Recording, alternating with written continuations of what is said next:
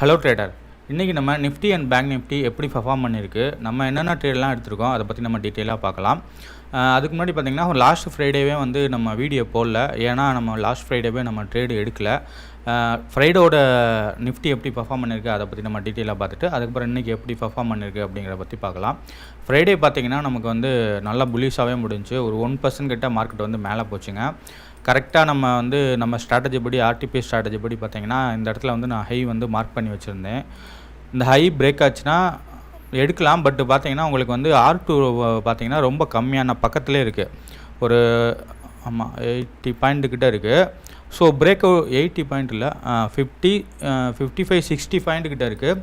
So இந்த இடத்துல break out ஆச்சுன்னா எடுக்கலாம் அப்படின்னு சொல்லி வெயிட் பண்ணிக்கிட்டு இருக்கும்போது நமக்கு பிரேக் அவுட் கேண்டிலே பார்த்தீங்கன்னா கரெக்டாக R2வில் போய் முடிஞ்சிருச்சுங்க.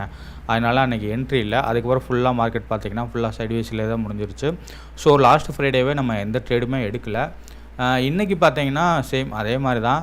இந்த ஹை வந்து மார்க் பண்ணி வச்சுருந்தோம். நம்ம ஆர்டிபி ஸ்ட்ராட்டஜி படி சரி ஓகே ஹை பிரேக் ஆனால் எடுக்கலாம். R2 ப்ளஸ் ஹை பிரேக் ஆகும்போது நம்ம என்ட்ரி எடுக்கலாம் அப்படின்னு சொல்லி வெயிட் பண்ணும்போது நமக்கு எந்த என்ட்ரியுமே வரல. பட் இந்த இடத்துல நம்ம என்ட்ரி எடுக்கலாம். பட் நான் வந்து எடுக்கலை. அக்யூரசி கொஞ்சம் கம்மியாக இருக்குன்னு சொல்லிட்டு எடுக்கலை. இன்றைக்கி வந்து டுடே லோ ப்ளஸ் வந்து 50 SMA சப்போர்ட் இருக்குது. இந்த இடத்துல எடுத்துருக்கலாம், பட் எடுக்கலை. அதுக்கப்புறம் பார்த்திங்கன்னா நான் ஒரு ஆப்ஷன் பையிங் ஸ்ட்ராட்டஜி வந்து பேக் டெஸ்ட் பண்ணிக்கிறதுக்கு பார்த்தீங்களா, அதுலேயுமே நமக்கு வந்து ஒரு என்ட்ரி வந்துச்சு. பட் அது நம்ம ரூல்ஸ் படி வரல. அதனால் அந்த என்ட்ரி எடுக்கலை. அதுலேயுமே நமக்கு வந்து எந்த என்ட்ரியுமே வரலங்க. ஸோ இன்றைக்குமே நம்ம வந்து எந்த ட்ரேடுமே எடுக்கலாம். இதுதான் நம்மளுடைய ப்ரோக்கர் அக்கௌண்ட்டு.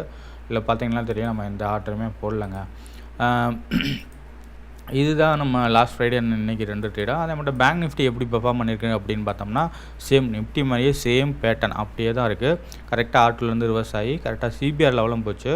பட் வந்து நிஃப்டி வந்து பார்த்திங்கன்னா CBR அளவுக்கு போகல. பட் பேங்க் நிஃப்டி CBR அளவு வந்து தொட்டுட்டு அதுக்கப்புறம் சைட்வேஸில் ஃபுல் அண்ட் ஃபுல் சைட்வேஸில் தான் மார்க்கெட் முடிஞ்சிருச்சு.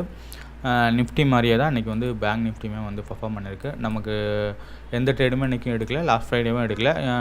ஏன்னா இனிமேல் எடுக்கிற ட்ரேடை வந்து கொஞ்சம் ஹை அக்யூரஸியாக எடுக்கலாம் அப்படின்னு சொல்லி வெயிட் பண்ணாலும் கொஞ்சம் அக்யூரசி கூட இருக்க ட்ரேடை மட்டும் எடுக்கலாம் அப்படின்னு சொல்லி நம்ம டிசைட் பண்ணிட்டு இனிமேல் வந்து என்னென்னா அக்யூரசி கூட இருந்தால் மட்டும்தான் வீக்லி பார்த்திங்கன்னா உங்களுக்கு 2 இல்லைன்னா 3 ட்ரேடு தான் எடுக்கலாம் அப்படின்னு சொல்லி பிளான் பண்ணியிருக்கோம்.